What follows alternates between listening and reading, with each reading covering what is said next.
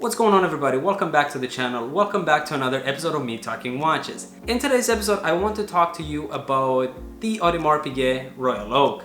Now, this watch has hit international success from its birth. From the first moment that it was introduced, it was a just truly massive success. I always appreciated the look. I always loved the finishing, but it was never a favorite, like a true favorite watch of mine. And that was simply because I didn't know much of its initial times when it was made, how it was made, how it was introduced, and I didn't know anything of that, so I was going simply based off the look. The watch, again, is extremely beautiful and it was hyped up by a lot of watch enthusiasts, collectors, rappers, and probably this was one of the reasons why I kind of always stood away from the Royal Oak. But a few weeks ago I got to reading the history of the watch and again how it's become to what it is now, and I truly fell in love with it. But before we jump into today's episode, please do me the favor of subscribing to the channel, hit the bell icon to turn on the notification so you never miss when I post a new video. And guys, you can always unsubscribe later, so might as well just hit that button. With that being said, we have to go back all the way to the 70s, and the 70s were very tough times for the watch industry, more specific for the Swiss watch manufacturers. The 70s was known as the Quartz crisis, and that is due to the Japanese quartz movement that was introduced by Seiko at those times. Now, at those times, a lot of the Swiss manufacturers knew that without a drastic change, financial crisis is inevitable. And Audemars Piguet knew that too, and they knew that something needs to happen fast and something big, or we're about to hit bankruptcy. Now, in 1971, it was the Basel Fair evening, which now is known as the Basel World. The managing director of the Audemars Piguet made a phone call to Geneva to talk to one of the most famous watch designers for those times, and that was Gerald Genta, who is known also for designing some Omegas like the Constellation, Patek Philippe's, and he phoned him, and from the information that we have was around 4 p.m. when he phoned Gerald, and he said that, look, I want to introduce a new watch to the world, a watch that was never seen before, an all-occasion sports steel yet so elegant that is gonna blow everybody's mind. And he also said to Gerald that, hey, I need this watch designed, fully designed until tomorrow morning.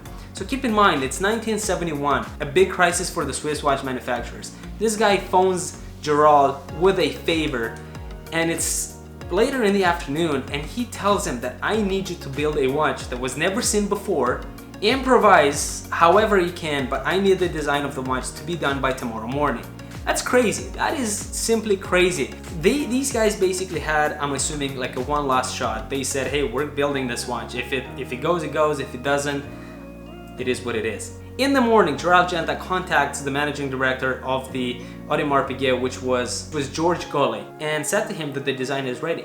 And that is the Royal Oak that we have today. The Royal Oak in 1971 was very slim with only 7 millimeters of thickness, and that is amazing even by today's standards. Now, the watch was rather big with a case size of 39 millimeters, and keep in mind, for the 1972, most of the watches were still around 34, 36 millimeters. 39 was very much out of the standard parameters.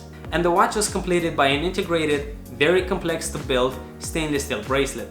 The movement of choice was beautifully finished, self-winding caliber 2121, which is still used today for the Royal Oak, reference number 15202.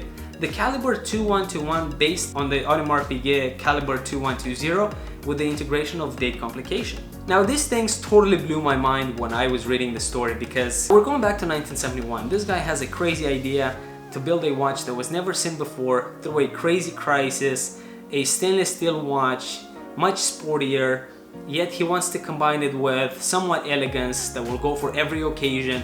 And on top of that, the watch is 39 millimeters, so he basically breaks all of the watch rules and watch standards for those times. And this watch is built overnight. Now, the crazier thing about that is the initial price, because the watch was introduced at a crazy price even to today's standards, and that was 3,300 Swiss francs. 3,300 Swiss francs is translated in $3,600. Now, $3,600 even now is a lot of money for a lot of people, but $3,600 translated into today's money is $23,500.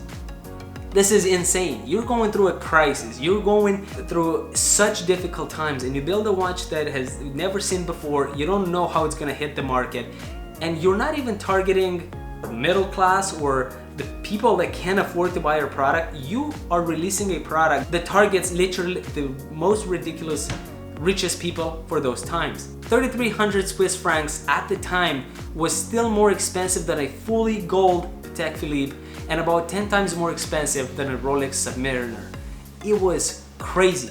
Now, I'm not too sure how a Royal Oak from 1972 looks like because I've never gotten the chance to get my hands on it, but taking a look at the new Royal Oak is truly a masterpiece. It truly is outside of this world, and every centimeter and every millimeter of this watch is perfect through and through, starting with the case with the perfectly finished screws put in such a perfect position to form a perfect hexagon or circle on the bezel, going all the way inside to the movement. Just an absolutely incredibly designed, beautifully crafted movement. And the bracelet, let's just not forget the bracelet and give some credit to it. The bracelet is like something you've never seen before. It's chunky, but yet the tapering is just nice. The tapering, I am all about the tapering. I truly love the tapering, and I'm speechless. And although there are some things about the watch that I don't like, I still want to call it nearly perfect. I don't think there's a perfect watch out there, but I would call the Audemars Piguet Royal Oak as nearly perfect watch. Now, the thing that I don't like about it is, let's look back at the screws. Do you notice how on the front the screws are so perfectly positioned that when you take one and start following right back all the way to it, you see all of them just like screwed to perfection to form a perfect circle or follow the hexagon dial? Well, on the back side, it's not quite the same. And before you jump and tell me that it's the back side and nobody cares, people care because it has an open case back. An open case back is for a reason, for you to see the beautifully crafted movement. And the movement indeed is out of this world. And those screws just look like crap. And I wouldn't be judging this watch if this watch would be $2,000, $5,000, $10,000. But the watch is around $30,000. And it's one of the most hyped up watches out there. And this thing truly bothers me. And then another one is the quick date set. It doesn't have it. It doesn't have it.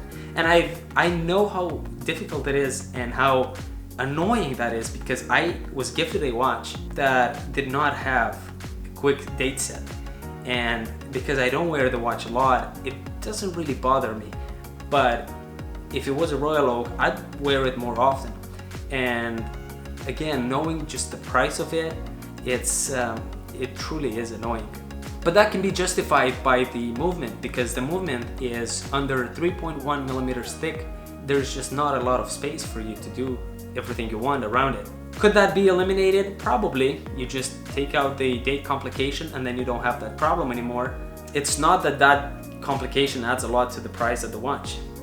I mean, the watch through and through is truly unbelievable. If you were to compare it to a car, that'd either be the Rolls Royce or straight up a private jet. You know, if you've ever been in a Bentley or a Rolls Royce, you would see some of the details that you never even thought could be so beautifully finished. Every little touch and every little thing that you see is just so beautifully finished, and that is exactly how this watch is. And later, Gerald Genta, the designer of the watch, stated that the Royal Oak is the masterpiece of his career. So it truly is a special watch. Today, the Audemars Piguet strictly limits their production number to 40,000 pieces per year, and the brand continues to value its identity as independent and family-run business, which is... You don't know until you truly get to see it, put it on your wrist, and have a close look, because pictures just don't do justice for this watch. And I hope you truly will have a chance to see for yourself. And I encourage you, if you ever have the chance, or if you see somebody, try and ask. They might take it off the wrist and give it to you to give it a try. It will change the game. Alright, I hope you guys enjoyed today's video. Thank you so much for watching. Comment down below and let me know what you think of the watch. Is it worth it? Give me a thumbs up and follow me on Instagram. I'll put the link down in the description. Take care.